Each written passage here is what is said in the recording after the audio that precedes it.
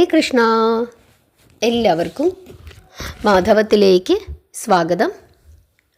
ശ്രീമദ് ഭഗവത്ഗീതയിലെ 2-ാമത്തെ അധ്യായം സാഖ്യ യോഗ. സാഖ്യയോഗയിലെ 64 ശ്ലോകങ്ങളുടെ അർത്ഥം നമ്മൾ ഇതുവരെ പറഞ്ഞു കഴിഞ്ഞു, നമ്മൾ മനസ്സിലാക്കി പഠിച്ചു. അർജുനൻ കുരുക്ഷേത്ര യുദ്ധഭൂമിയിൽ തനിക്ക് തൻ്റെ ബന്ധുക്കളോടും ഗുരുജനങ്ങളോടും യുദ്ധം ചെയ്യാൻ സാധിക്കുകയില്ല, എനിക്ക് പറ്റില്ല, ഇതിനേക്കാൾ ഭേദം യുദ്ധം ചെയ്ത് നേടിയ രാജ്യം അനുഭവിക്കുന്നതിനേക്കാൾ ഭേദം തിരിച്ചു കാട്ടിലേക്ക് പോകുന്നതാണ് നല്ലത്, ഇത് ദോഷമാണ്, ഇങ്ങനെ യുദ്ധം ചെയ്തു കഴിഞ്ഞാൽ എനിക്ക് സ്വർഗം ലഭിക്കുകയില്ല എന്നൊക്കെ ശ്രീകൃഷ്ണനോട് പറഞ്ഞപ്പോൾ ശ്രീകൃഷ്ണൻ ക്ഷത്രിയനായ നിന്റെ കർമ്മം നീ അനുഷ്ഠിക്കുക എന്ന് പറഞ്ഞപ്പോൾ എനിക്കതിന് സാധിക്കുന്നില്ല എന്ന് പറഞ്ഞ് തളർന്ന് തേർത്തട്ടിൽ ഇരിക്കുന്നു. അപ്പോൾ ശ്രീകൃഷ്ണൻ നീ ഇതല്ല ചെയ്യേണ്ടത്, ഇങ്ങനെ ചെയ്യുന്നത് ശരിയല്ല എന്ന് പറഞ്ഞപ്പോൾ പിന്നെ ഞാൻ എന്താണ് ചെയ്യേണ്ടത്, അങ്ങെനിക്ക് ശരിയായ വഴി കാണിച്ചു തരൂ, ജ്ഞാനം പകർന്നു തരൂ എന്ന് അർജുനൻ കൃഷ്ണനോട് പറഞ്ഞപ്പോൾ ശ്രീകൃഷ്ണൻ ഉപദേശിച്ചു കൊടുക്കുന്നതാണ് ശ്രീമദ് ഭഗവത്ഗീത. ശ്രീമദ് ഭഗവത്ഗീതയിലെ 2-ാമത്തെ അധ്യായമാണ് സാഖ്യ യോഗം. സാഖ്യയോഗയിലെ 65-ാമത്തെ ശ്ലോകം നമുക്കിന്ന് നോക്കാം. ഭഗവാൻ എന്താണ് 65-ാമത്തെ ശ്ലോകത്തിലൂടെ അർജുനന് പറഞ്ഞു കൊടുക്കുന്നത്? പ്രസാദേ സർവദുഃഖാനാം ഹാനിരസ്യോപജായതേ പ്രസന്നചേതസോ ഹ്യാശു ബുദ്ധിപര്യവതിഷ്ഠിതേ. ഈ ശ്ലോകത്തിൻ്റെ അർത്ഥം മനസ്സ് ശാന്തമാകുമ്പോൾ എല്ലാ ദുഃഖങ്ങളും ഇല്ലാതാകുന്നു, പ്രശാന്തചിത്തൻ്റെ ബുദ്ധി പെട്ടെന്ന് ഏകാഗ്രത ഉള്ളതായി തീരുകയും ചെയ്യുന്നു. ഇതാണ് ഈ ശ്ലോകത്തിൻ്റെ അർത്ഥം. ഇവിടെ പ്രസാദി എന്ന വാക്കുകൊണ്ട് ഉദ്ദേശിച്ചിരിക്കുന്നത് ശാന്തി എന്നാണ്. ശാന്തിയിൽ. സർവദുഃഖാനാം എന്ന് സർവേശ്വരൻ പറഞ്ഞിരിക്കുന്നത് എല്ലാ ദുഃഖങ്ങളും എന്നാണ് ഉദ്ദേശിക്കുന്നത്. ഹാനി നമുക്കറിയാം അല്ലേ, ഹനിച്ചിട്ട്. അസ്യ എന്ന വാക്കുകൊണ്ട് ഉദ്ദേശിച്ചിരിക്കുന്നത് അവനെ എന്നാണ്. ഉപജായതേ അർത്ഥം അനുഭവപ്പെടുക. പ്രസന്നചേതസോ എന്നതുകൊണ്ട് ഉദ്ദേശിക്കുന്നത് ശാന്തമായ മനസ്സ് എന്നാണ്. പിന്നെ പറഞ്ഞിരിക്കുന്ന വാക്ക് ഹ്യാശു എന്ന വാക്കാണ്. അത് ഹി എന്ന വാക്കും ആശു എന്ന വാക്കും ചേർന്ന ഒരു പദമാണ് ഹ്യാശു എന്ന് ഉദ്ദേശിച്ചിരിക്കുന്നത്. ഹി ആശു, അതുകൊണ്ട് പെട്ടെന്ന് എന്നാണ് ഈ വാക്കുകളുടെ അർത്ഥം. ബുദ്ധി എന്നതുകൊണ്ട് ഉദ്ദേശിക്കുന്നത് യുക്തി, നമ്മുടെ ഒരു യുക്തി, അതിനെ പറ്റിയിട്ടാണ് പറഞ്ഞിരിക്കുന്നത്.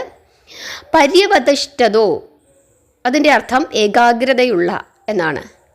ഇവിടെ ഭഗവാൻ മനസ്സ് ശാന്തമാക്കാനാണ് പറഞ്ഞിരിക്കുന്നത്. മനസ്സ് ശാന്തമാകുമ്പോൾ നമ്മുടെ എല്ലാ ദുഃഖങ്ങളും അകലുന്നു എന്നാണ് പറയുന്നത്. അങ്ങനെ ശാന്തമായ മനസ്സുള്ള ഒരാളുടെ ബുദ്ധി അത് ഏകാഗ്രതയുള്ളതായി തീരുന്നു എന്നും സർവേശ്വരൻ പറയുന്നു. എന്താണ് ഇതിലൂടെ ഭഗവാൻ ഉദ്ദേശിക്കുന്നത്? ഒരു മനുഷ്യന് പലതരത്തിലുള്ള ദുഃഖങ്ങളുണ്ട്. ഒരു വ്യക്തിയുടെ ശരീരത്തിനും മനസ്സിനും വന്നു ചേരുന്ന രോഗപീഠകളാണ് ആധ്യാത്മിക ദുഃഖം.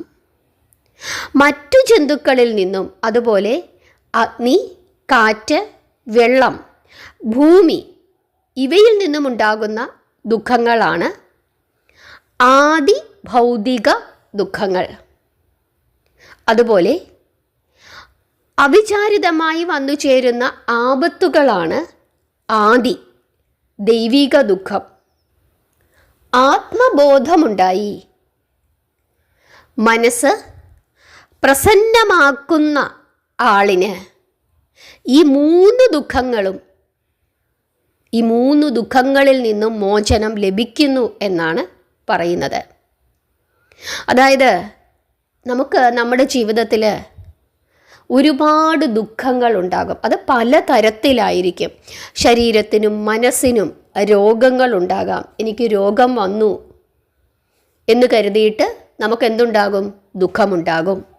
അതുപോലെ മറ്റു ജീവികളിൽ നിന്നും നമുക്ക് ദുഃഖമുണ്ടാകും. അത് മനുഷ്യനിൽ നിന്നായിക്കോട്ടെ, മറ്റു മൃഗങ്ങളിൽ നിന്നായിക്കോട്ടെ, അതുപോലെ അഗ്നി, കാറ്റ്, വെള്ളം, ഭൂമി തുടങ്ങിയ വസ്തുക്കളിൽ നിന്നായിക്കോട്ടെ, എന്തിൽ നിന്നായിക്കോട്ടെ അങ്ങനെ ഉണ്ടാകുന്ന ദുഃഖം, അതായത് മറ്റ് ആളുകളോ വസ്തുക്കളോ മൂലമുണ്ടാകുന്ന ദുഃഖം, അതും ഒരു ദുഃഖം തന്നെയാണ്. അപ്പം രോഗദുഃഖം അത് ശരീരത്തിനും മനസ്സിനും ഉണ്ടാകാം. അതുപോലെ മറ്റുള്ള ആളുകളിൽ നിന്നും വസ്തുക്കളിൽ നിന്നും ഉണ്ടാകുന്ന ദുഃഖം, അതും ദുഃഖം തന്നെയാണ്. അതുപോലെ അവിചാരിതമായ ചില ദുഃഖങ്ങൾ നമുക്കുണ്ടാകും. ഇങ്ങനെ പലതരത്തിലുള്ള ദുഃഖങ്ങളാണ് ഒരു മനുഷ്യനുണ്ടാകുന്നത്.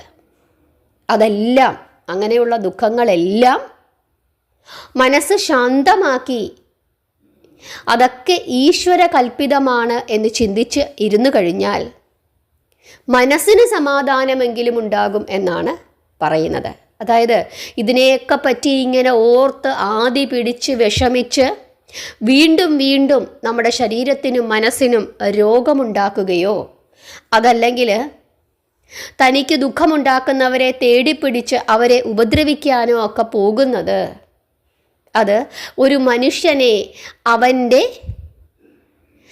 ദുഃഖത്തിൽ നിന്നും ഒരിക്കലും കരകയറ്റുകയില്ല. അത് കൂടുതൽ കൂടുതൽ ദുഃഖത്തിലേക്ക് ഇത്തരത്തിലുള്ള പ്രവർത്തികൾ കൊണ്ടുപോകും. അതുകൊണ്ട് മനസ്സ് സമാധാനമാക്കി വെക്കുക, പ്രസന്ന ചിത്തത്തോടു കൂടി ഇരിക്കുക. അങ്ങനെ ഇരുന്നു കഴിഞ്ഞാൽ ഇത്തരത്തിലുള്ള ദുഃഖങ്ങളൊക്കെ അകലും എന്നും, അങ്ങനെ പ്രസന്ന ചിത്തമായിരുന്നു കൊണ്ട് മനസ്സ് ശാന്തമാക്കി വെച്ചുകൊണ്ട് നിന്റെ ജോലി നീ ചെയ്യുക. അതാണ് ഭഗവാൻ എപ്പോഴും പറയുന്നത്. ഭഗവത്ഗീതയിലൂടെ ഭഗവാൻ പറയുന്നത് ജോലി ചെയ്യാനാണ്. അല്ലാതെ തൻ്റെ കടമയിൽ നിന്നും കർത്തവ്യത്തിൽ നിന്നും ഓടി ഒളിക്കുവാൻ ഭഗവാൻ ഒരിക്കലും പറഞ്ഞിട്ടില്ല. നീ നിൻ്റെ ജോലി ചെയ്യൂ, അതിൻ്റെ ഫലം അത് എന്തുതന്നെയായാലും അത് ഞാൻ നിനക്ക് നൽകാം. നീ ജോലി ചെയ്യാതെ ഇരുന്ന് നാമം ജപിച്ചുകൊണ്ടോ ധ്യാനിച്ചുകൊണ്ടോ ഇരുന്നാൽ നിനക്ക് മോക്ഷം ലഭിക്കുകയില്ല, നിനക്ക് വീരസ്വർഗം ലഭിക്കുകയില്ല. നിന്റെ ജോലി എന്താണോ ആ ജോലി വളരെ കൃത്യമായി നീ ചെയ്യുക എന്നാണ് അർജുനനോട് പറയുന്നത്. അനാവശ്യമായി മനസ്സ് അസ്വസ്ഥമാക്കാതിരിക്കൂ. ഇവിടെ നീ ക്ഷത്രിയനാണ്, ഈ ഭൂമി നീ സംരക്ഷിക്കേണ്ടവനാണ്, നിലനിൽപ്പാണ് പ്രധാനം. ഭൂമിയിൽ ശത്രുക്കൾ, ദുഷ്ടന്മാർ പെരുകുന്നു. അതുകൊണ്ട് തന്നെ നിലനിൽപ്പിന് അടിസ്ഥാനമായ കാര്യങ്ങൾ ചെയ്യുക. ഇവിടെ യുദ്ധം അനിവാര്യമായി വന്നത് പാണ്ഡവരുടെയോ കൃഷ്ണൻ്റെയോ കുഴപ്പം കൊണ്ടല്ല. ഭഗവാൻ ശ്രീകൃഷ്ണൻ പാണ്ഡവർക്ക് വേണ്ടി ഒരു ദൂതനായി ഹസ്തിനപുരിയിൽ പോയിരുന്നു. തിരിച്ച് അവരുടെ അവകാശം ചോദിച്ചു, കൊടുത്തില്ല. ഗ്രാമങ്ങൾ ചോദിച്ചു, 5 ഗ്രാമങ്ങൾ കൊടുക്കാൻ പറഞ്ഞു, കൊടുത്തില്ല. 5 വീടുകൾ കൊടുക്കാൻ പറഞ്ഞു, കൊടുത്തില്ല. 1 വീട് കൊടുക്കാൻ പറഞ്ഞു, കൊടുത്തില്ല. സൂചി കുത്താൻ ഇടം കൊടുക്കുകയില്ല എന്ന് പറഞ്ഞു. അങ്ങനെ പറഞ്ഞ ആ അവസ്ഥയിലാണ് യുദ്ധം ആസന്നമായി തീർന്നത്. ദൂതനായി ചെന്ന കൃഷ്ണനെ പിടിച്ചുകെട്ടാൻ വരെ ദുഷ്ടന്മാർ ശ്രമിച്ചു. ഭൂമിദേവി ഒരു വശത്തുനിന്ന് ഭഗവാൻ ശ്രീകൃഷ്ണനോട് അപേക്ഷിക്കുന്നു, ഭൂമിയുടെ ഭാരം തീർക്കുക. ദുഷ്ടന്മാർ ഭൂമിയിൽ പെരുകുന്നു, ധർമ്മം നശിക്കുന്നു. അങ്ങനെ വരുന്ന അവസ്ഥയിൽ നിലനിൽപ്പിനു വേണ്ടിയിട്ടുള്ള യുദ്ധം, ആ യുദ്ധമാണ് ഇവിടെ സംഭവിക്കുന്നത്. അത് ചെയ്യാൻ നിയോഗിക്കപ്പെട്ടവനാണ് ആര്? പാർത്ഥൻ.